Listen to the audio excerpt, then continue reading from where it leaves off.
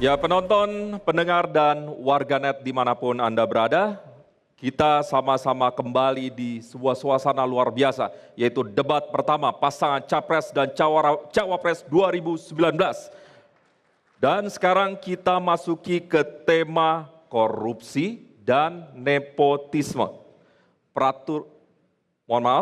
Korupsi dan terorisme. Dan peraturannya masih tetap sama dengan segmen sebelumnya. Dan pertanyaannya, sekali lagi kami mengingatkan, hanya akan kami bacakan sebanyak 1 kali. Kami berharap dalam debat kali ini, narasi kuat dan fundamental hadir di tengah ruang publik. Di meja saya sudah ada 5 buah amplop dari huruf A hingga huruf E, kemudian pilihan akan diambil kembali oleh masing-masing paslon dan akan dibantu oleh Ira Kusno. Ira menuju yang pertama ke pasangan 01. Kami persilakan. Pak Jokowi dan Pak Ma'ruf, silakan siapa yang mau mengambil? Saya ditunjukkan, Pak. Ya. A. Amplop A, saya langsung ambil amplop A. Ini amplopnya masih tersegel dan saya akan langsung bacakan pertanyaannya.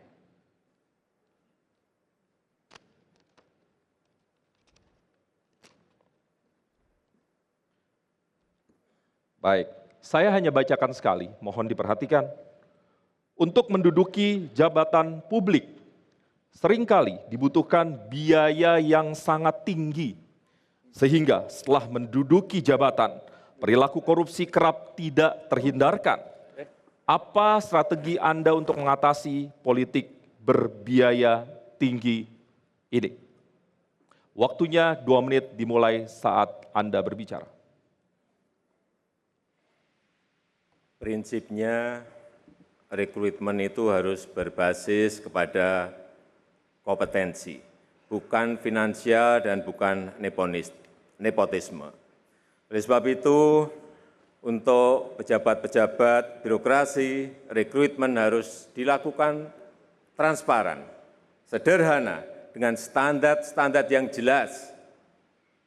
Dan untuk jabatan-jabatan politik, perlu sebuah penyederhanaan sistem di dalam sistem kepartean kita, sehingga pemilu menjadi murah.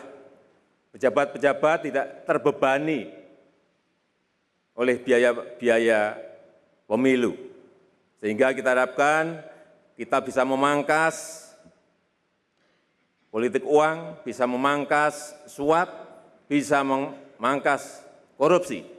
Dan kita bisa mendapatkan pejabat-pejabat publik yang memiliki integritas, yang memiliki kapasitas yang baik. Dan kita harapkan dengan rekrutmen ini, jabatan-jabatan, baik itu bupati, baik itu wali kota, baik itu gubernur, dan seterusnya, kita akan mendapatkan putra-putri terbaik, karena memang rekrutmennya berjalan dengan transparan, akuntabel, dan bisa semua orang melihat. Dan sekarang sudah kita lakukan. Contoh, rekrutmen ASN kita, PNS kita, dilakukan secara terbuka. Semuanya bisa cek, hasilnya juga bisa cek. Anak saya bisa diterima di situ, karena memang tidak lulus. Terima kasih. Waktu habis, kami persilahkan paslon 02 menanggapi, waktunya 1 menit. Ya, jadi kalau kami menilai bahwa perlu ada langkah-langkah yang lebih konkret, praktis, dan segera. Sebagai contoh, bagaimana bisa seorang gubernur gajinya hanya 8 juta. Kemudian dia mengelola provinsi umpamanya Jawa Tengah yang lebih besar dari Malaysia dengan APBD yang begitu besar. Jadi ini hal-hal yang tidak realistis.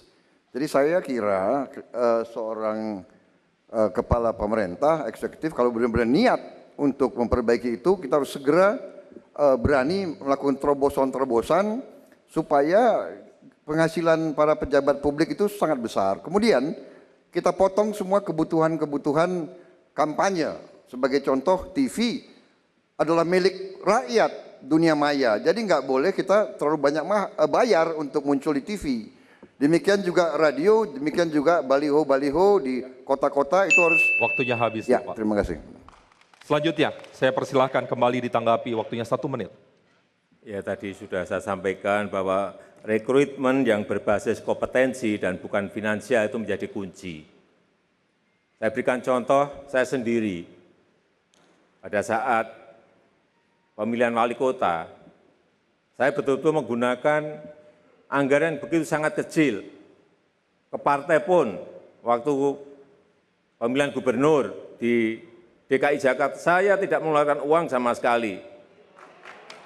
Pak Prabowo pun juga tahu mengenai itu. Ketua partai, pendukung pun juga tahu mengenai itu. Tetapi memang ini sekali lagi memerlukan sebuah proses yang panjang. Memerlukan proses yang panjang. Artinya apa? Pergerakan politik itu bisa dimulai dari relawan. Bisa dimulai dari keinginan publik untuk mendapatkan pemimpin-pemimpin yang baik tanpa mengedepankan finansial. Waktunya habis. Sebelum kami melanjutkan, kami mengingatkan untuk para pendukung, khususnya 02, mohon kami berharap saling menjaga dan saling menghormati. Dan selanjutnya kami akan menuju ke sesi 2 tema korupsi dan kami persilakan Ira menuju ke paslon 02. Pak Prabowo, Pak Sandi, silakan yang akan mengambil. Ya. Ditunjukkan Pak Sandi ke kamera. Ya, saya bisa minta Amplop D. D. Baik. Masih tersegel?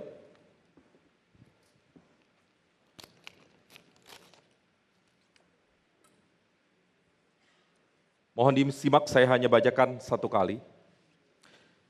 Birokrasi merupakan ujung tombak negara untuk memenuhi hak-hak warga dan pembenahan birokrasi merupakan salah satu upaya untuk memberantas korupsi. Bagaimana langkah-langkah Anda untuk mewujudkan birokrasi yang bebas dari korupsi? Waktunya 2 menit. Berkali-kali saya utarakan di ruang publik, akar masalahnya adalah bahwa penghasilan para pegawai negeri, para birokrat-birokrat itu kurang, tidak realistis. Kalau saya memimpin negara ini, pemerintahan, saya akan perbaiki kualitas hidup semua birokrat dengan realistis. Kemudian bertanya, uangnya dari mana? Saya akan tingkatkan tax ratio yang sekarang berada di 10%, bahkan lebih rendah. Saya akan kembalikan ke minimal 16% tax ratio. Berarti kita akan dapat mungkin minimal 60 miliar dolar lebih. Dengan demikian saya akan perbaiki gaji-gaji semua pejabat birokrat dan semua pegawai negeri. Saya kira dengan kita tingkatkan gajinya dengan signifikan, perbaiki kualitas hidup, jamin kebutuhan-kebutuhan dia. Kalau dia masih korupsi, ya kita harus tindak sekeras-kerasnya. Ya kalau perlu kita contoh tindakan-tindakan drastis negara-negara lain. Ya. Kita taruh di mana mungkin ya di pulau yang terpencil, suruh tambang pasir terus-menerus mungkin. Jadi kita perbaiki penghasilannya. Itu yang kita perlukan. Tidak masuk akal pejabat begitu penting, penghasilannya sedikit. Tetapi sesudah itu kita awasi dengan ketat, dengan segala senjata, instrumen, perangkat yang kita miliki. Inspektorat, pengawas-pengawas, tadi saya sebut kejaksaan, polisi, KPK, kami akan perkuat KPK. Kami akan bikin KPK di daerah-daerah, di provinsi-provinsi. Kami akan tambah anggaran KPK. KPK harus menjadi penegak anti korupsi di Republik Indonesia ini. Masih ada waktunya. Benahi pencatatan aset negara. Penting. Selanjutnya, kami persilahkan Paslon 01 untuk menanggapi, waktunya 1 menit. Saya tidak setuju apa yang tadi disampaikan oleh Pak Prabowo. Karena kita tahu gaji ASN kita, PNS kita sekarang ini menurut saya sudah cukup dengan tambahan tunjangan kinerja yang sudah besar. Yang penting menurut saya sekarang adalah perampingan birokrasi. Kemudian ada merit system, rekrutmen putra-putri terbaik melalui merit system, mutasi dan promosi sesuai dengan kompetensi, sesuai dengan integritas, sesuai dengan prestasi, sesuai dengan rekam jejak. Kemudian yang kedua juga ada pengawasan internal yang kuat. Ini penting sekali pengawasan internal dan juga tentu saja pengawasan eksternal, baik dari masyarakat, baik dari media, saya kira ini penting sekali, baik dari Komisi ASN, penting sekali pengawasan internal ini bagi perbaikan untuk birokrasi yang bersih. Terima kasih. Selanjutnya kami persilahkan kembali untuk paslon 02 memberikan tanggapan.